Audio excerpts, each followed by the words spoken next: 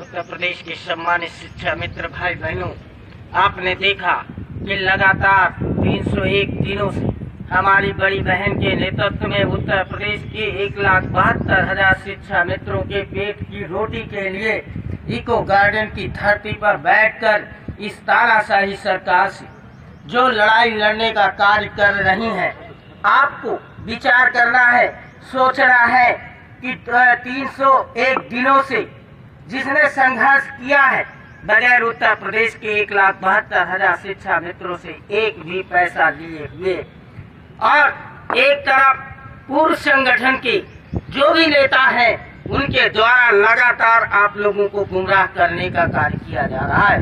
साथियों, मैं बताना चाहता हूँ, अभी सोशल मीडिया पे ऑडियो और वीडियो के माध्यम से अपने को ऑडियो बाबा बोलने वाले नेताजी जब उत्तर प्रदेश का 1,72,000 शिक्षा मित्र में से हमारी बहनें और भाई लगातार अवसाद में आकर के आत्महत्या कर रहे थे, उस समय उत्तर प्रदेश का 1,72,000 शिक्षा मित्र जिनको पूर्व संगठनों के चंदाचोर नेताओं ने एक ऐसे कगार पे ला करके खड़ा कर दिया था कि उनके सामने उनका भविष्य नरक बन चुका था और वो अवसाद में आकर के आत्महत्याएं कर रहे थे।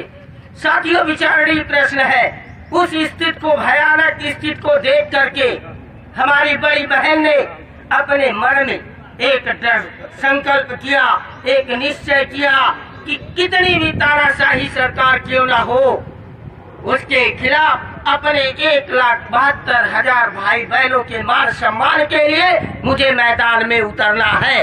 और लगातार आपने देखा होगा, इको गार्डन से ही 101 ब्राह्मणों ने जनेऊ का परित्याग किया, उसके बाद आमरण अनशन किया गया, उसके पश्चात भी जब इस तानाशाही सरकार में जूं तक रेंगने का कार्य नहीं किया गया, तो उसके बाद उत्तर प्रदेश की बहनों ने स्वागत होते हुए अपने बालों का या केस का परित्याग किया।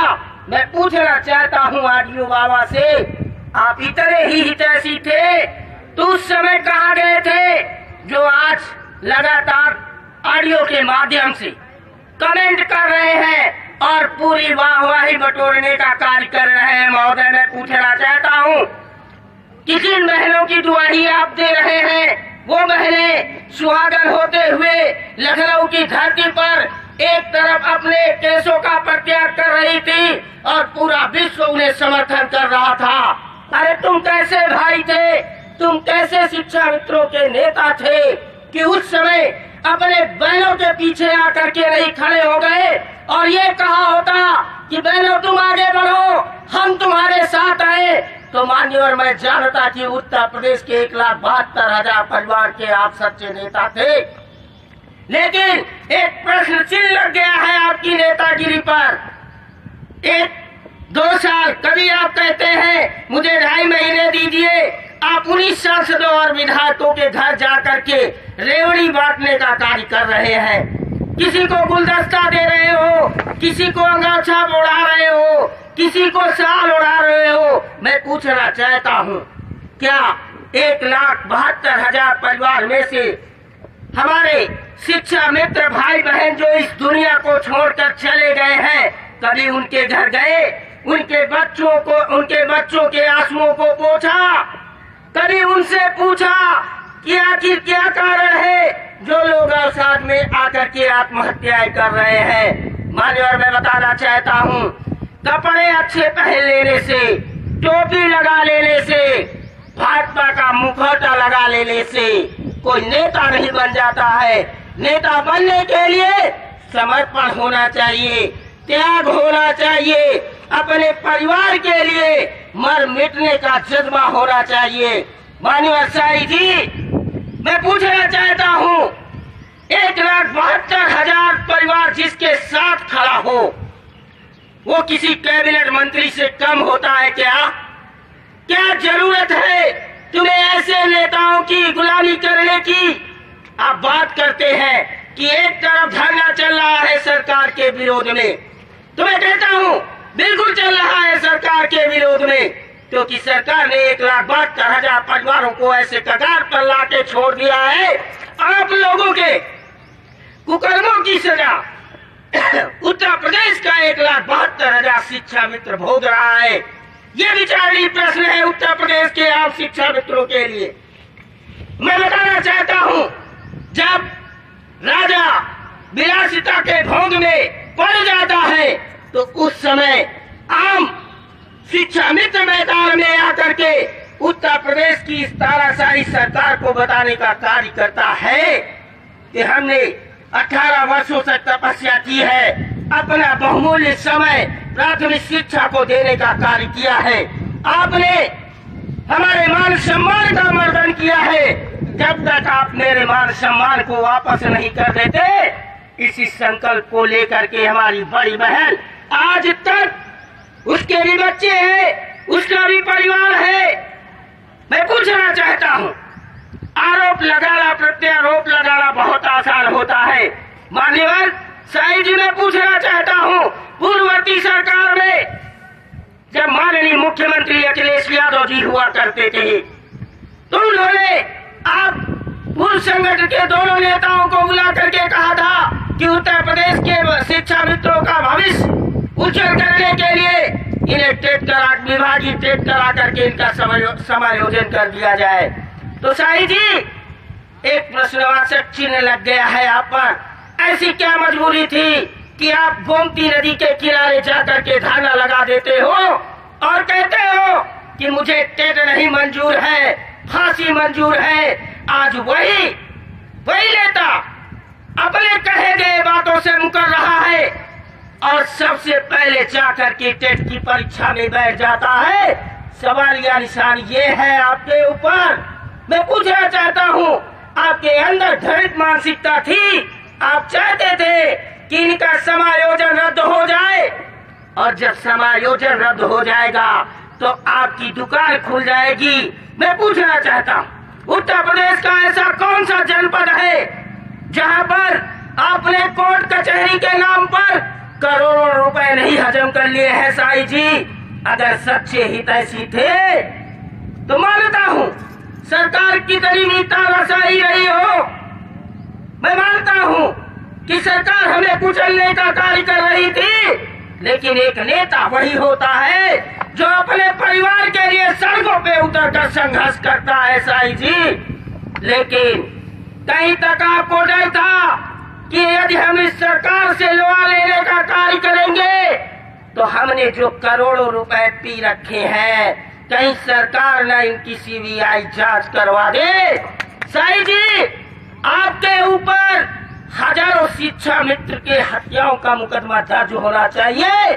और मैं तो उत्तर प्रदेश के 1,72,000 शिक्षा मित्रों से कहना चाहता हूँ कि कैसी भाषा इसकी सुनते हैं आप लोग, जो लगातार एक तरफ लाशों पे लाश गिरवाता चला जा रहा है और जा करके दलाली करने का कार्य कर रहा है। संगठन किसी पार्टी का नहीं होता है, संगठन उसका होता है जो संगठन के हित के लिए जो भी सरकार कार्य करती है, चाहे वो भारतीय जनता पार्टी हो, चाहे वो समाजवादी पार्टी हो, चाहे वो कांग्रेस पार्टी हो, हम किसी पार्टी के एजेंट नहीं है। जो भी सरकार हमारे 1,72,000 शिक्षा मित्र के परिवारों को मान सम्मान वापस करेगी, हम उस पार्टी के हैं, हम किसी के विरोधी नहीं है। धरना प्रदर्शन लगा करके कोई सरकार का गुणगान नहीं करता है। माननीय नेताजी, इतना तो ज्ञान होना चाहिए। धरना प्रदर्शन का मतलब होता है कि उत्तर प्रदेश में जो भी शासक बैठा हो उसका ध्यान अपनी ओर आकर्षित करवाना होता है। और किस माध्यम से किया जाता है ये सीखना है तो इको गार्डन को इतिहास उठा करके पढ़ लीजिए। और किन बहनों की दुआई देता है तू? अरे तूने तो इन बहनों के सुहाग लूट लिए। शाही जी, शर्म आनी चाहिए। किस मुख से आकर के तुम बार बार कमेंटबाजी कर रहे हो? धिक्कार है। उत्तर प्रदेश के 1,72,000 शिक्षा मित्रों की अयोग्यता पर प्रश्न चिन्ह लगा रहा है आपका ये नेता। जब देख रहा है कि एक बहन इतनी तपस्या कर करके भीषण गर्मी भीषण जाड़ा, भीषण बरसात को झेलते हुए आपके मान सम्मान के लिए संघर्ष कर रही है। अभी चंद दिनों पहले की बात है, अभी आपका ऑडियो और वीडियो आता है और आप कहते हैं कि मैं एक मॉडल दिलाने जा रहा हूं। अरे अपनी बाणी को स्वयं ही पलट कर सुन साई कि तू कब कब कैसा भेष बदलता है। तू तो ऐसा सांप है कि कब चुपके से डसने का कार्य करेगा। ये उत्तर प्रदेश के 1,72,000 शिक्षा मित्रों को सोचना। जब भी कोई भी संगठन आपके हित के लिए, सत्य की लड़ाई लड़ने के लिए मैदान में आता है तो सबसे पहले ये ऑडियो बाबा जी आ जाते हैं और सरकार की दलाली करने लगते हैं। और मुझे तो ताजुब होता है कि यदि आप इतने संघर्षशील और कर्मठशील नेता थे, आप सोचिए ऐसा क्या कारण था कि उत्तर प्रदेश के 1,72,000 परिवारों में एक नया संगठन बन के आया। शायद मैं पूछना चाहता हूँ, मैं भी किसी संगठन का सदस्य रहा होऊंगा। ये आम लोग हैं साई, ये सत्य पर लड़ने वाले लोग हैं साई। इनकी तरफ उंगलियां उठाओगे तो ईश्वर के यहाँ से ऐसी मार पड़ेगी कि आने वाली तुम्हारी 3 पीढ़ियां विकलांग हो जाएंगी। साई जी, इस बात को याद कर लेना। और मैं बताना चाहता हूँ, उत्तर प्रदेश के 1,72,000 परिवारों को सिर्फ लूटने का कार्य अगर सबसे ज्यादा किया है, और ये नेता जो लगातार बीच बीच में आकर के गुमराह करने लगते हैं।